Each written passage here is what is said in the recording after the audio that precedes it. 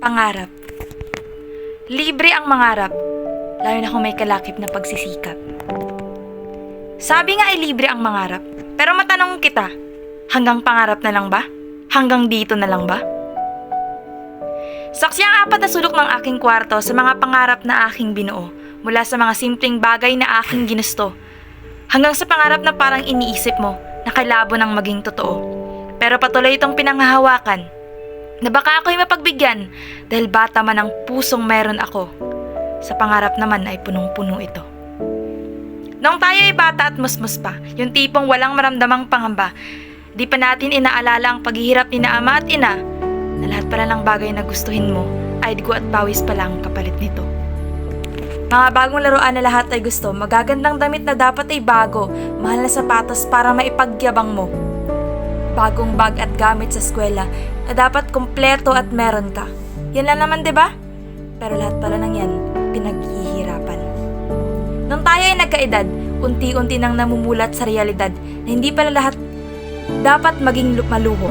Dahil ang mabuhay sa mundong to ay napakahirap, na kung ikaw ay walang pangarap at walang pagsisikap, tiyak na masasayang ang buhay mo sapagkat wala kang mararating dito. Ano bang pangarap mo? Sa tanong na yan, meron ka bang kasagutan?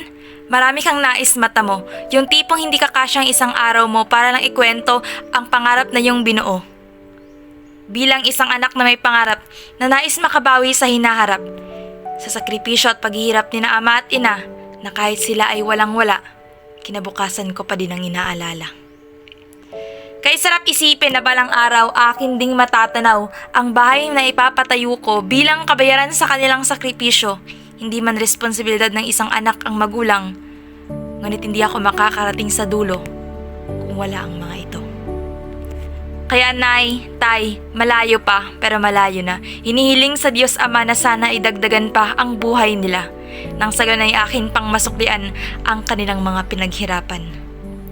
Kaya sa kapwa ko kabataan, lahat ng bagay ay dapat na pagsikapan, na kung ikaw man ay mahirap, dapat tuloy pa din sa laban. Kung papipiliin ka man sa diskarte o diploma, ay piliin mo ang diskarte sa pagkuha ng diploma, sapagkat dito ay di ka mangangamba. Hindi masama ang mangarap, ang masama, yung hanggang pangarap na lang.